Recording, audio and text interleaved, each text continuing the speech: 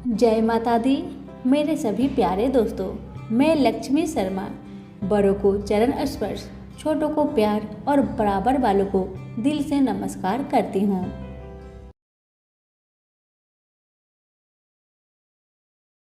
प्रेम से बोलिए कात्यायनी माता की जय। अरे भक्तगणों, आज नवरात्रि के छठे दिन में आप सभी सुनेंगे माँ दुर्गा की छठी शक्ति देवी कात्यायनी की कथा। कहते हैं कि देवी कात्यायनी की आराधना करने से, इनकी कथा का श्रवण करने से समस्त पाप नष्ट हो जाते हैं और जातक को रोग शोक संताप व भय से मुक्ति प्राप्त होती है। धार्मिक मान्यताओं के अनुसार जो देवी कात्यायनी का पूजन मनन करता है उसे परम पद की प्राप्ति होती है। पौराणिक कथा के अनुसार कात्य गोत्र में महर्षि कात्यायन माँ भगवती जगदम्बा की कठिन उपासना की और उन्हें पुत्री रूप में प्राप्त करने का आग्रह किया। माँ भगवती ने इच्छा पूरी करते हुए उनके घर पुत्री के रूप में जन्म लिया। कात्यायन ऋषि के यहाँ जन्म लेने और सर्वप्रथम उनके द्वारा पूजे जाने के कारण यह देवी कात्यायनी कहलाई। माँ कात्यायनी अमोघ फलदायिनी है। वज्रमंडल की आदि शास्त्रीय देवी के रूप में प्रतिष्ठित है, क्योंकि भगवान कृष्ण को पति रूप में पाने के लिए वज्र की गोपियों ने इनकी पूजा की थी। कात्यायनी की पूजा करते समय इस मंत्र का जाप करें, ओम देवी कात्यायनी नमः। माता का प्रिय भोग। माँ कात्यायनी को पूजन में शहद का भोग जरूर लगाना चाहिए। इससे माँ प्रसन्न होती है और भक्तों की सभी मनोकामनाओं को जल्दी पूर्ण करती है। प्राचीन काल में धरती पर दुर्गम नाम का एक दैत्य निवास करता था। वह बड़ा दुर्दांत और अत्याचारी था। बल भी उसके शरीर में अपरिमित था। वह जब जोर से हंसता था तो उसके मुख से अग्नि की चिंगारियां निकलती थी। दुर्गम ऋषि मुनियों और संतों पर अपना अधिकार स्थापित करना चाहता था। उन्हें अपने संकेत पर चलाना चाहता था, पर प्रयत्न करने पर भी उसकी यह इच्छा पूरी नहीं हो पाती थी। कारण यह था कि ऋषि मुनियों के पास वेदों का ज्ञान था, सिद्धियां थी। दुर्गम जब भी आक्रमण करता था वह उनकी सिद्धियों और शक्तियों से पराजित हो जाता था। उसने सोचा कि जब तक ऋषियों मुनियों के पास वैद रहेंगे वह उन पर आधिपत्य स्थापित नहीं कर सकेगा। किसी प्रकार उनसे वेद छीन लेने चाहिए। यह सोचकर वह वेद प्राप्त करने के लिए ब्रह्मा जी की तपस्या करने लगा। तप करते करते 100 वर्ष बीत गए। उसकी कठिन तपस्या को देखकर ऋषि मुनि भयभीत हो उठे। वेदों के पंडित कांपने लगे।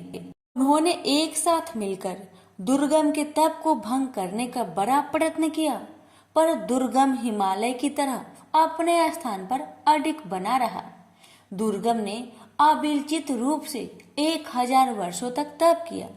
आखिर ब्रह्मा जी का आसन हिला। उन्होंने प्रकट होकर दुर्गम से कहा, वत्स, मैं तुम्हारी तपस्या से प्रसन्न हूँ, बोलो तुम्हें क्या चाहिए। दुर्गम ने ब्रह्मा जी को प्रणाम करते हुए कहा, भगवान, यदि आप मेरी तपस्या से प्रसन्न हैं तो मुझे वेद चाहिए। ब्रह्मा जी वरदान देकर चले गए। वेद दुर्गम के पास आ गए। ऋषि मुनि वेद ज्ञान से वंचित हो गए। उनकी सिद्धियां और शक्तियां लुप्त हो गई। यज्ञ बंद हो गए। यज्ञों में दी जाने वाली हवियां भी बंद हो गई। हवियों से परिपुष्ट होने वाले देवता निर्बल हो गए। दुर्गम ने देवलोक पर आक्रमण करके सहज ही उसे अपने अधिकार में ले लिया। देवता देवलोक छोड़कर भाग गए। उधर धरती पर पानी न बरसने के कारण अकाल पड़ गया। मनुष्य, पशु, पंछी सभी जल और अन्न के अभाव में भूखे मरने लगे। चारों ओर हाहाकार मच गया। भूख से व्याकुल प्रजा राजा के द्वार पर पहुंची, पर राजा के भंडार में भी अन्न का नाम तक नहीं था। राजा दुखी प्रजाजनों के साथ ऋषियों के पास गया। ऋषियों ने कहा, राजन, हम क्या कर सकते हैं? हम वेद मंत्रों को भूल गए हैं। ब्रह्मा जी के वरदान से वे दुर्गम के पास चले गए हैं। पृथ्वी पर न यज्ञ हो रहे हैं न देवताओं को हबिया दी जा रही है। देवता निर्बल हो गए हैं, वे भी कुछ नहीं कर सकते। इस महासंकट को दूर करने के लिए क्या किया जाए, सोच विचार होने लगा। आखिर में निश्चय हुआ कि हम सबको शक्ति की आराधना करनी चाहिए।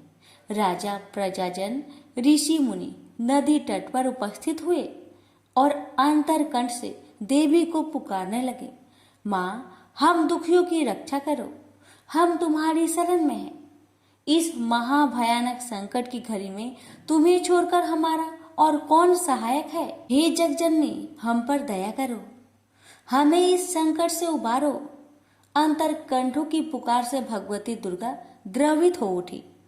वे 1000 भुजाओं के साथ प्रकट हुई। उनके बहुत से नेत्र थे। वे अपने हाथों में भांति भांति के अस्त्र शस्त्र धारण की हुई थी। उनकी आंखों से आंसुओं की बूंदें गिरने लगी। उन बूंदों ने प्रचंड धारा का रूप धारण कर लिया। धारा बेग से ऊपर उठी और देवलोक में जा पहुंची। दुर्गम उस प्रचंड धारा को देखकर भयभीत हो उठा। वह देवलोक छोड़कर भाग खड़ा हुआ। उसके हाथ से वेद छूट गए। धारा वेदों को लेकर धरती पर लौट आई। उसने वेदों को ऋषि मुनियों को सौंप दिया। ऋषि मुनियों ने माँ दुर्गा से प्रार्थना की, माँ, अब आप हमें छोड़कर न जाए, या धरती पर निवास कीजिए। भगवती दुर्गा ने ऋषि मुनियों की प्रार्थना स्वीकार कर ली। वे अपने लोक में न जाकर धरती पर ही रह गई। कहते हैं, सहारनपुर की शाकंभरी देवी वही देवी है जिनकी आंसुओं की प्रचंड धारा में दुर्गम सदा सदा के लिए लुप्त हो गया था और जिन्होंने उनसे वेद भी छीनकर पुनः ऋषियों को सौंप दिए थे। प्रेम से बोलिए, माँ दुर्गा की जय हो, शाकंभरी देवी की जय हो। ये माँ दुर्गा की एक अन्य कथा, ये कथा है पूजा का प्रसाद। एक ब्राह्मण था, वह बहुत गरीब था। अपनी इस दशा में भी वह माँ भगवती की बहुत बड़ा भक्त था।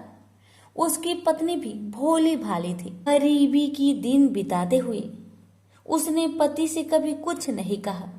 ब्राह्मण की एक बेटी थी, वह बड़ी सुंदर और चतुर थी। माँ बाप अपनी बेटी को बहुत प्यार करते थे, किंतु जैसे जैसे बेटी बड़ी होती गई उसके विवाह की चिंता उन्हें सताने लगी। एक समय की बात है कि रात बहुत अंधेरी थी। झमझमाझम बरसते पानी में जब आकाश में बादल गरज रहे थे, तभी किसी ने ब्राह्मण का दरवाजा खटखटाया। ब्राह्मण ने दरवाजा खोला। सामने एक राहगीर खड़ा था।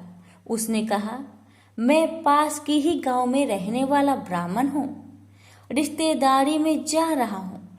रास्ते में दिन ढल गया है, बरसात शुरू हो गई है, बड़ी कठिनाई से यहाँ तक आ सका हूँ। ब्राह्मण ने कहा, अतिथि के रूप में आप मेरे लिए पूज्य हैं। घर में जो कुछ रूखा सूखा है उसे खाकर संतोष करें। अतिथि ब्राह्मण सत्कार से बहुत प्रसन्न हुआ। बातों बातों में उसे ब्राह्मण की गरीबी और बेटी के विवाह की चिंता की भनक पड़ गई। उसने ब्राह्मण से कहा, आप चिंता ना करें, मेरे गांव में ब्राह्मण का ही एक सुशील लड़का है। मैं आपकी बेटी के हाथ पीले करवाने की जिम्मेदारी उठाता हूँ। दूसरे दिन वह ब्राह्मण चला गया। उसी के प्रयत्न से ब्राह्मण की पुत्री का विवाह हो गया। मगर एक इच्छा और रह गई। माँ दुर्गा देवी की पूजा हो जाती और घर पर 2-4 ब्राह्मण भोजन कर लेते तो कितना अच्छा होता। ब्राह्मण बोला, मेरे मन में भी यह बात थी। विवाह के बाद बेटी को भी नहीं भुला पाए। माँ दुर्गा की पूजा के बहाने उसे भी बुला लेते। नवरात्रि आ रहे हैं, मगर पूजा यूं थोड़ी ही होती है। पैसे तो चाहिए था, कहाँ से लाऊं पैसा? पत्नी बोली, मन में संकल्प है तो काम अवश्य पूरा होगा। माँ दुर्गा की कृपा होगी। तुम जाकर भगवती दुर्गा की मूर्ति लेकर आओ। पत्नी की बात सुनकर ब्राह्मण का उत्साह जाग उठा। वह एक मूर्तिकार के पास गया। मूर्ति का दाम पूछा तो चौक पड़ा। मूर्ति महंगी थी। ब्राह्मण निराश होकर लौटने लगा।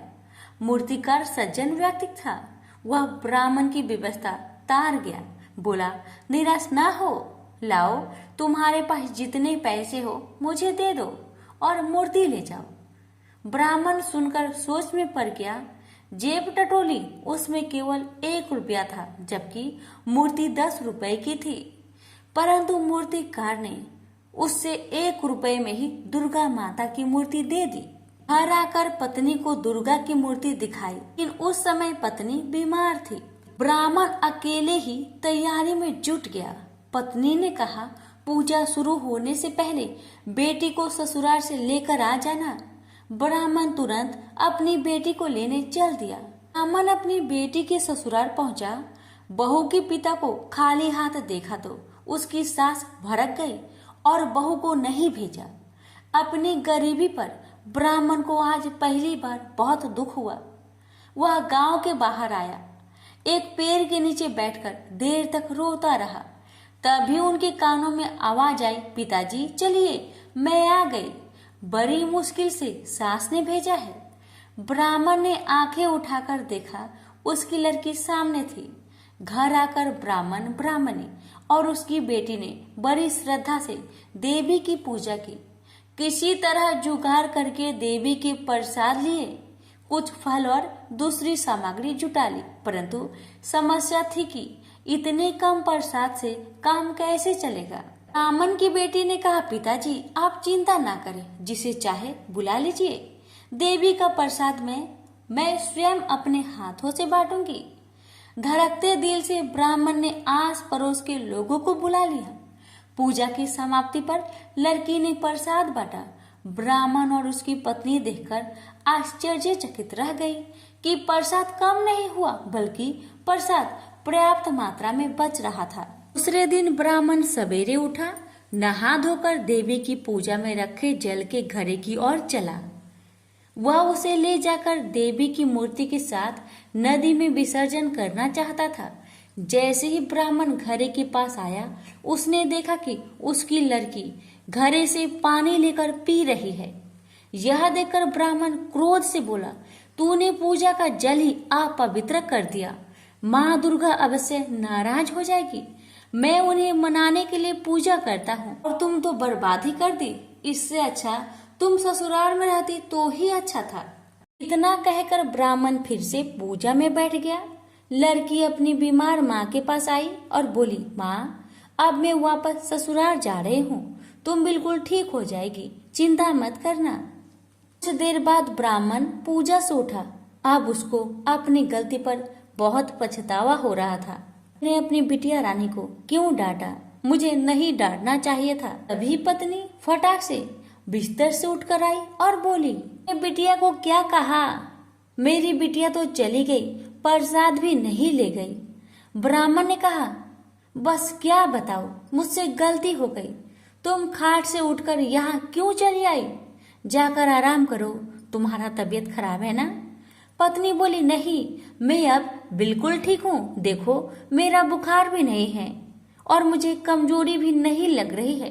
तुम प्रसाद के कुछ फल ले जाओ और मेरी बेटी के ससुराल में देकर आओ। पत्नी की बात सुनकर ब्राह्मण देवी की पूजा का फल लेकर तुरंत घर से निकल गया और बेटी के ससुराल में पहुंचा। बेटी से जाकर कहा, अरे तुम नाराज होकर चली आई, तुम प्रसाद भी लेकर नहीं आई। बेटी, माँ बाप से कोई इस तरह नाराज नहीं होता है। पिता की बात सुनकर बेटी ने कहा, पिताजी मैं तो यही थी, आपके साथ गई ही नहीं। लड़की बोली, अब ब्राह्मण का सर चकरा गया। ब्राह्मण ने सारी बात अपनी बेटी को बताई। यह सुनकर सभी चकित रह गए थे। ब्राह्मण बोला, वह और कोई नहीं, माँ दुर्गा ही थी। माँ ने अपने घड़े का जल स्वयं ही पी लिया था, अपनी पूजा का फल स्वयं ही खाए। मैं तो धन्य हो गया।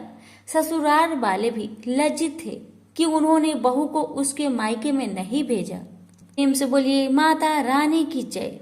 सुनिए एक अन्य कथा। ये कथा है माँ दुर्गा से जुड़ी रेवती नक्षत्र की कथा। प्राचीन काल में ऋषित्वक नाम का एक मुनि थे। उनकी बुद्धि बड़ी विलक्षण थी। उनके यहाँ समयानुसार पुत्र उत्सव हुआ। रेवती का चौथा चरण गंडात होता है। उसी में उस बालक की उत्पत्ति हुई मुनि ने उस लड़के की जात कर्म आदि सभी क्रियाएं सविध संपन्न की थी। चूड़ाकरण और उपनयन आदि संस्कार भी संपन्न किए। महात्मा ऋतुवाक के यहाँ जब से उस पुत्र का जन्म हुआ तभी से वे रोग और शोक से चिंतित रहने लगे। क्रोध और लोभ उन्हें सदा घेरे रहते थे। माता की भी यही स्थिति हो गई। उसे निरंतर अनेक रोग सताने लगे। वह उदास होकर चिंता में डूबी रहती थी। वह लड़का भी उद्दंड हो गया। तब मुनि अत्यंत चिंतित होकर सोचने लगे, कौन सा ऐसा कारण है जिससे मेरा यह पुत्र महान दुष्ट हो गया है। यह सोचकर वे गर्ग जी के पास गए और उनसे पूछा, भगवान आप ज्योतिष शास्त्र आचार्य हैं, मेरे पुत्र के दुराचारी होने का क्या कारण है। गर्ग जी बोले, मुने पुत्र के दुष्चरित्र होने में न तुम कारण हो और न माता तथा न कुल ही। रेवती का अंतिम चरण गंडात होता है, यही कारण है। क्योंकि मुने वही निंदित बेला तुम्हारे इस पुत्र के जन्म समय में बीत रही थी। अतएव तुम्हें दुखी करना इसका स्वभाव बन गया, दूसरा कोई भी कारण नहीं है। तुम उस दुख को दूर करने के लिए भगवती दुर्गा की आराधना करो। यत्न पूर्वक सुपूजित होने पर वे संपूर्ण विघ्न शांत कर देती है। गर्ग जी की बात सुनकर ऋतुवाक मुनि क्रोध से मूर्छित हो गए। उन्होंने रेवती को श्राप दिया, वह आकाश से गिर जाए। उस समय नक्षत्र मंडल चमक रहा था, उधर सबके नेत्र लगे हुए थे। इतने में ही मुनि के श्राप से रेवती नक्षत्र आकाश से टूटकर उदगिरी पर आ पड़ा। रेवती के गिरने से वह पर्वत रेवतरु नाम से प्रसिद्ध हो गया। तब से उस पर्वत की शोभा और भी अधिक बढ़ गई। यो रेवती को श्राप देने के पश्चात मुनिवर ऋतुवाक गर्ग जी के कथानुसार भगवती दुर्गा की आराधना करके सुख और सौभाग्य से संपन्न हो गए। रेवती नक्षत्र का जो तेज पर्वत पर गिरा, उससे एक कन्या उत्पन्न हो गई। जगत में अनुपम सुंदरी होकर वह दूसरी लक्ष्मी की भांति शोभा पाने लगी। रेवती के तेज से प्रकट होने वाली उस कन्या पर मुझ ऋषि की दृष्टि पड़ी। उसे देखकर वे प्रसन्न हो गए और उसका नाम रेवती रख दिया। महर्षि परमुज का आश्रम कुमुदगिरी पर था। उस कन्या को वे अपने स्थान ले आए और पुत्री की भांति धर्म पूर्वक उसके पालन पोषण की व्यवस्था कर दी।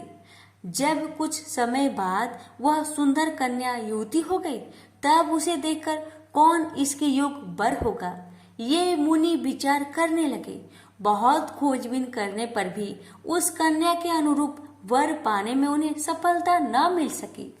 तब वे अग्निशाल में जाकर अग्निदेव की उपासना करने लगे। अग्निदेव प्रसन्न हुए और कन्या के वर के विषय में मुनि से बोले, मुने सदा धर्म में तत्पर रहने वाले पराक्रमी सूरवीर प्रिय भाषी तथा युद्ध में पीछे न हटने वाले राजा दुर्दम इसके पति होंगे। अग्निदेव की बात सुनकर मुनि प्रसन्न हुए। उसी समय संयोगवश राजा दुर्गम शिकार खेलने के बहाने परमुच ऋषि के आश्रम में आए। जब वह आश्रम के भीतर गए तब उन्हें मुनि दिखाई न पड़े, अतः उन्होंने उस कन्या रेवती को बुलाया और संबोधित करके पूछा, प्रिय महाभाग महर्षि कहाँ है? मैं उनके चरणों के दर्शन करना चाहता हूँ। कन्या बोली, महाराज मुनिवर अभी अभी निकलकर अग्निशाला में गए हैं। कन्या की बात सुनकर राजा दुर्दम अग्निशाला के द्वार पर पहुंच गए। वे राजोचित वेशभूषा में थे। नम्रता से उनका मस्तक झुका हुआ था। उन पर मुनि की दृष्टि पड़ी। तब राजा ने मुनि को प्रणाम किया। मुनि ने अपने एक शिष्य से कहा, गौतम अर्घ्य उपस्थित करो। ये राजा अर्घ्य पाने के अधिकारी है, क्योंकि बहुत दिनों में इनका आगमन हुआ है। और खास बात तो यह है कि यह हमारे जमाता है। यह कहकर मुनि ने उन्हें अर्घ्य दिया और राजा ने उसे स्वीकार भी कर लिया। राजा दुर्दम अर्घ्य आदि के पश्चात आसन पर विराजमान हुए। मुनि ने आशीर्वाद देकर उन्हें संतुष्ट किया और कुशल पूछी। कहा, राजन, तुम्हारी सेना खजाना, त्रिमंडली, भृत्य वर्ग, मंत्री वर्ग, देश नगर और स्वयं आत्मा में किसी प्रकार की अशांति तो नहीं है? तुम्हारी पत्नी की तो कुशल पूछनी ही नहीं है, क्योंकि वह तो मेरे यहाँ ही ठहरी हुई है। इसी से मैंने उसका समाचार नहीं पूछा। राजा ने कहा, भगवान आपकी कृपा से सर्वत्र कुशल है, पर मुझे यह बहुत आश्चर्य हो रहा है कि आपने मुझे जमाता कहा है, अतः मेरी कौन सी पत्नी आपके यहाँ है? मुनि बोले, राजन, जो जगत में आदित्य सुंदरी है वह रेवती नाम की तुम्हारी पत्नी यहाँ है। वह किसी प्रकार तुम्हारी भर्व हुई, यह रहस्य तुम नहीं जानते। राजा ने कहा, प्रभु की सुभद्रा आदि भार्याएं घर पर है, उन्हीं को मैं जानता हूँ। रेवती के संबंध में तो मैं कुछ भी नहीं जानता। मुनि बोले, राजन, तुमने अभी जिसे प्रिय शब्द से संबोधित किया है वही तुम्हारी प्रेयसी भार्या है। एक क्षण भी तो नहीं हुआ तुम इसे भूल गए। राजा ने कहा, मुने, आप जो कह रहे हैं वह ठीक है, मैंने वैसे ही प्रिय शब्द कहकर बुलाया। में मेरी कोई भी कुतिसित भावना नहीं थी। इस संबंध में आप मुझ पर अप्रसन्न न हो। मुनि बोले, राजन, तुम ठीक कहते हो, तुम्हारे मन में कोई बुरा विचार नहीं है। तो अग्निदेव की प्रेरणा से तुम्हें ऐसे शब्द का उच्चारण करना पड़ा। इस कन्या के पति कौन होंगे? यह बात अभी मैंने अग्निदेव से पूछी थी। उन्होंने कहा है, राजा दुर्दम कन्या के स्वामी होंगे। इसे कोई नहीं टाल सकता, इसलिए राजन, मैं यह कन्या तुम्हारी सेवा में समर्पित करता हूँ। इसे स्वीकार करो। तुमने इसे प्रिय शब्द से संबोधित किया था, विषय में तो कुछ विचार ही नहीं करना चाहिए। मुनि की बात सुनकर राजा चुप हो गए।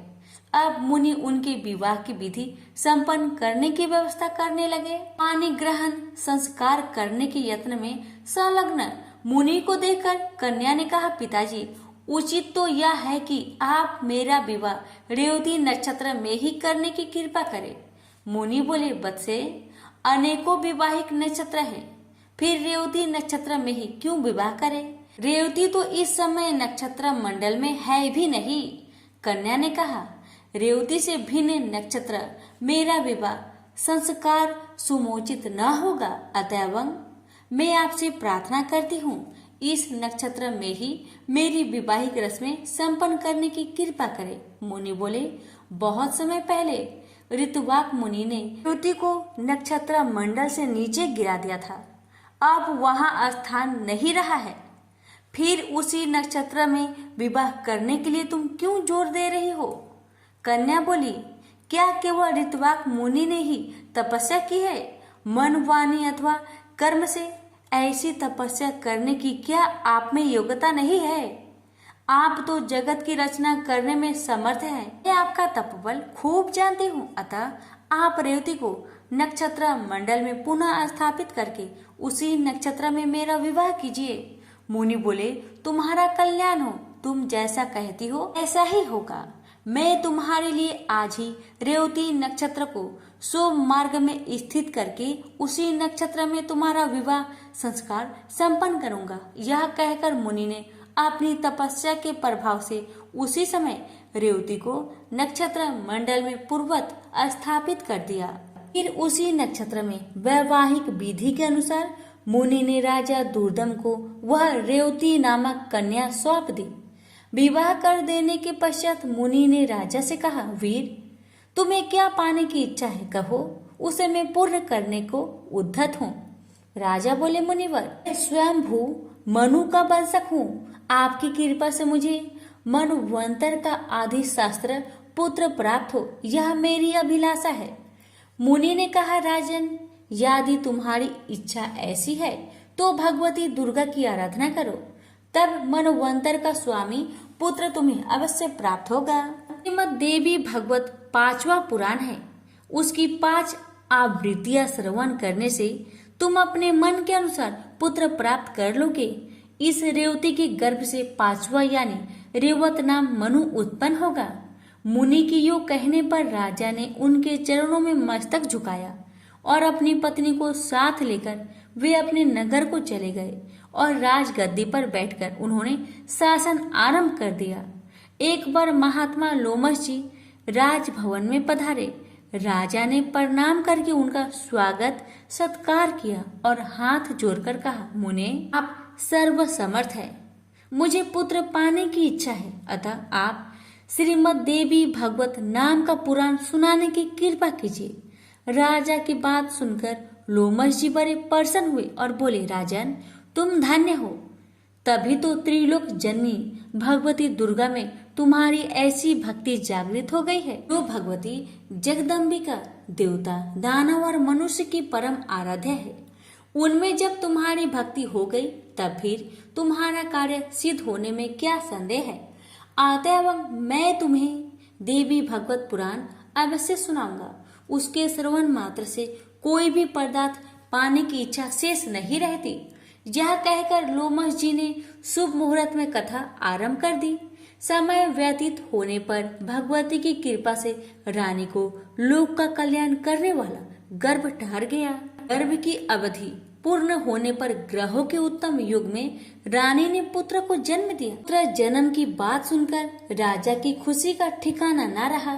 फिर रेवत नाम से विख्यात वह बालक संपूर्ण क्रियाओं का परगामी, धर्मात्मा, धर्म का प्रवचन एवं अनुष्ठान करने वाला, परम पराक्रमी तथा अस्त्र बेताओं में सर्वश्रेष्ठ निकला। तदंतर ब्रह्मा जी ने रेवत को मनु के पद पर प्रतिष्ठित कर दिया। रेवत मनवंतर के स्वामी बनकर धर्म पूर्वक पृथ्वी पर शासन करने लगे। प्रेम से बोलिए जगदम्बा माता की जय। देवताओं का देवी की स्तुति करना और देवी का देवताओं को वरदान देना। महर्षि मेधा कहते हैं, दैत्य के मारे जाने पर इंद्रादि देवता अग्नि को आगे करके कात्यायनी देवी की स्तुति करने लगे। उस समय अभीष्ट की प्राप्ति के कारण उनके मुख खिले हुए थे। देवताओं ने कहा, हे शरणागतों के दुख दूर करने वाली देवी, तुम प्रसन्न हो जाओ। हे संपूर्ण जगत की माता, तुम प्रसन्न हो जाओ। विधेश्वरी, तुम सबकी रक्षा करो, क्योंकि तुम इस जड़ और अजर की ईश्वरी हो। देवी, तुम इस संपूर्ण जगत की आधार रूप हो, क्योंकि तुम पृथ्वी रूप में भी स्थित हो और अत्यंत पराक्रम वाली देवी हो। तुम विष्णु की शक्ति हो और विश्व के बीच परम माया हो। तुमने ही यह संपूर्ण जगत मोहित कर रखा है। तुम्हारे प्रसन्न होने पर ही यह पृथ्वी मोक्ष को प्राप्त होती है। हे देवी, संपूर्ण विद्याएं तुम्हारी ही भिन्न भिन्न स्वरूप है। इस जगत में जितनी स्त्रियां हैं वह सब तुम्हारी ही मूर्तियां हैं। एकमात्र तुमने ही इस जगत को व्याप्त रखा है। तुम्हारी स्तुति किस प्रकार हो सकती है, क्योंकि तुम परम बुद्धि रूप हो और संपूर्ण प्राणी रूप स्वर्ग और मुक्ति को देने वाली हो। अतः इस रूप में तुम्हारी स्तुति की गई है। तुम्हारी स्तुति के लिए इससे बढ़कर और युक्तियाँ क्या हो सकती है। संपूर्ण जनों के हृदय में बुद्धि रूप होकर निवास करने वाली स्वर्ग तथा मोक्ष प्रदान करने वाली नारायणी देवी, तुमको नमस्कार है। काला काष्ठा आदि रूप से अवस्था परिवर्तन की और ले जाने वाली तथा प्राणियों का अंत करने वाली नारायणी, तुमको नमस्कार है। हे नारायणी, संपूर्ण मंगलों के मंगल रूप वाली, हे शिवे, हे संपूर्ण प्रयोजनों को सिद्ध करने वाली, हे शरणागत वत्सला, तीन नेत्रों वाली गौरी, तुमको नमस्कार है। सृष्टि स्थिति तथा संहार की शक्ति भूता सनातनी देवी, गुणों का आधार यथा सर्व सुखमयी नारायणी, तुमको नमस्कार है। हे शरण में आए हुए शरणागतों, दीन दुखियों की रक्षा में तत्पर संपूर्ण पीड़ाओं को हरने वाली, हे नारायणी, तुमको नमस्कार है। नारायणी, तुम ब्राह्मणी का रूप धारण करके हंसों से जुटे हुए विमान पर बैठती हो तथा कुशा अभिमंत्रित जल छिड़कती रहती हो। तुम्हें नमस्कार है। महेश्वरी रूप से त्रिशूल, चंद्रमा और सर्पों को धारण करने वाली, हे महावृषभ वाहन वाली नारायणी, तुम्हें नमस्कार है। मोरों तथा कुक्कुटों से घिरी रहने वाली, महाशक्ति को धारण करने वाली, कौमारी रूप धारिणी, निष्पाप नारायणी, तुम्हें नमस्कार है।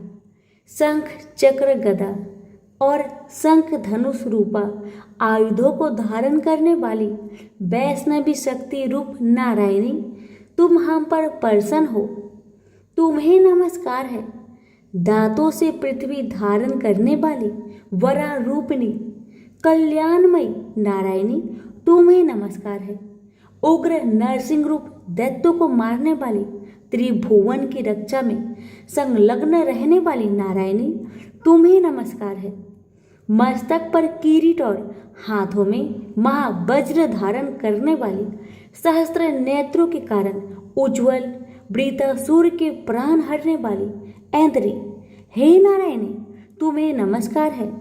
हे शिवदूती स्वरूप से दैत्यों की महासेना को नष्ट करने वाली, हे घोर रूप वाली, हे महाशब्द वाली, हे नारायणी, तुम्हें नमस्कार है। दांतों के कारण विकराल मुख वाली, मुंड माला से विभूषित मुंड मर्दिनी, चामुंडा रूपा नारायणी, तुम्हें नमस्कार है।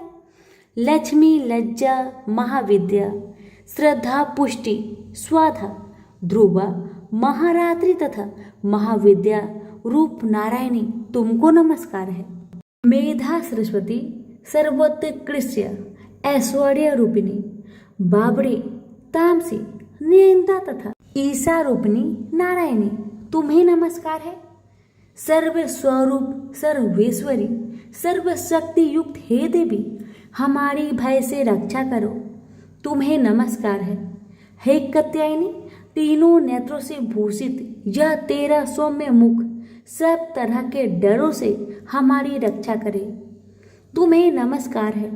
हे भद्रकाली, ज्वालाओं के समान भयंकर, अति उग्र और संपूर्ण असुरों को नष्ट करने वाला तुम्हारा त्रिशूल हमें भयों से बचाए, तुमको नमस्कार है। हे देवी, जो आपने शब्द से इस जगत को पूरित करके दैत्य की तेज को नष्ट करता है, वह आपका घंटा इस प्रकार हमारी रक्षा करे जैसे कि माता अपने पुत्र की रक्षा करती है। हे चंडिके, असुरों के रक्त और चर्बी से लथपथ जो आपकी तलवार है, वह हमारा मंगल करे, हम तुमको नमस्कार करते हैं। हे देवी, तुम जब प्रसन्न होती हो, संपूर्ण रोगों को नष्ट कर देती हो, और जब रुष्ट हो जाती हो तो संपूर्ण वांछित कामनाओं को नष्ट कर देती हो। जो मनुष्य तुम्हारी शरण में आते हैं, उन पर कभी विपत्ति नहीं आती, बल्कि तुम्हारी शरण में गए हुए मनुष्य दूसरों को आश्रय देने योग्य हो जाते हैं। अनेक रूप से बहुत प्रकार की मूर्तियों को धारण करके दुष्ट धर्मद्रोही असुरों का तुमने संहार किया, वह तुम्हारे सिवा और कौन कर सकता है माता। चतुर्दश विद्याएं, षष्ठ शास्त्र और 4 वेद तुम्हारी ही प्रकाश से प्रकाशित है, तुम में तुम्हारे ही वर्णन है। और जहाँ राक्षस विषैले सर्प शत्रुगण है, वहाँ और समुद्र के बीच में भी तुम साथ रहकर इस विश्व की रक्षा करती हो। विधेश्वरी, तुम विश्व का पालन करने वाली विश्व रूपा हो, इसलिए संपूर्ण विश्व को धारण करती हो। इसलिए ब्रह्मा, विष्णु, महेश की भी वंदनीय हो। जो भक्ति पूर्वक तुमको नमस्कार करते हैं, वह विश्व को आश्रय देने वाले बन जाते हैं। हे देवी, तुम प्रसन्न हो और असुरों को मारकर जिस प्रकार हमारी रक्षा की है, ऐसे ही हमारे शत्रुओं से सदा हमारी रक्षा करती रहो। संपूर्ण जगत के पाप नष्ट कर दो और पापों तथा उनके फल स्वरूप होने वाली महामारी आदि बड़े बड़े उपद्रव को शीघ्र दूर कर दो। विश्व की पीड़ा को हरने वाली देवी, शरण में पड़े हुए पर प्रसन्न हो। त्रिलोकी निवासियों की पूजनीय परमेश्वरी, हम लोगों को वरदान दो। देवी ने कहा, हे देवताओं, मैं तुमको वर देने के लिए तैयार हूँ। आपकी जैसी इच्छा हो वैसा वर मांग लो, मैं तुमको दूंगी। देवताओं ने कहा, हे सर्वेश्वरी त्रिलोकी निवासियों की समस्त पीड़ाओं को तुम इसी प्रकार हरती रहो और हमारे शत्रुओं को इसी प्रकार नष्ट करती रहो। देवी ने कहा, वैवस्वत मनवंतर के 2800 युग में 2 और महाअसुर शुंभ और निशुंभ उत्पन्न होंगे। उस समय मैं नंद गोप के घर में यशोदा के गर्भ से उत्पन्न होकर विंध्याचल पर्वत पर शुंभ और निशुंभ का संहार करूंगी। फिर अत्यंत भयंकर रूप से पृथ्वी पर अवतरित होकर मैं बेवपरिचित नामक दानवों का नाश करूंगी। उस भयंकर महाअसुरों को भक्षण करते समय मेरे दांत अनार के पुष्प के समान लाल होंगे। इसके पश्चात स्वर्ग में देवता और पृथ्वी पर मनुष्य मेरी स्तुति करते हुए मुझे रक्त दंतिका कहेंगे। फिर जब 100 वर्ष तक वर्षा न होगी तो मैं ऋषियों की स्तुति करने पर आओनिज नाम से प्रकट होंगी और अपने 100 नेत्रों से ऋषियों की ओर देखूंगी। अतः मनुष्य 87 नाम से मेरा कीर्तन करेंगे। उसी समय में अपने शरीर से उत्पन्न हो प्राणों की रक्षा करने वाले शाकों द्वारा सब प्राणियों का पालन करूंगी और तब इस पृथ्वी पर शाकंभरी के नाम से विख्यात होंगी। और इसी अवतार में मैं दुर्ग नामक महाअसुर का वध करूंगी और इससे मैं दुर्गा देवी के नाम से प्रसिद्ध होंगी। उसके पश्चात जब मैं भयानक रूप धारण करके हिमालय निवासी ऋषियों महाऋषियों की रक्षा करूंगी, तब भीमा देवी के नाम से मेरी ख्याति होगी। और जब फिर अरुण नामक असुर तीनों लोगों को पीड़ित करेगा, तब मैं असंख्य भ्रमरों का रूप धारण करके उस महादैत्य का वध करूंगी। तब स्वर्ग में देवता और मृत्युलोक में मनुष्य मेरी स्तुति करते हुए मुझे ब्राह्मणी नाम से पुकारेंगे। इस प्रकार जब जब पृथ्वी राक्षसों से पीड़ित होगी, तब तब मैं अवतरित होकर शत्रुओं का नाश करूंगी। तो प्रेम से बोलिए, माँ दुर्गा की जय हो। यहीं पर हमारी दुर्गा सप्तशती पाठ 11वां अध्याय समाप्त हुआ।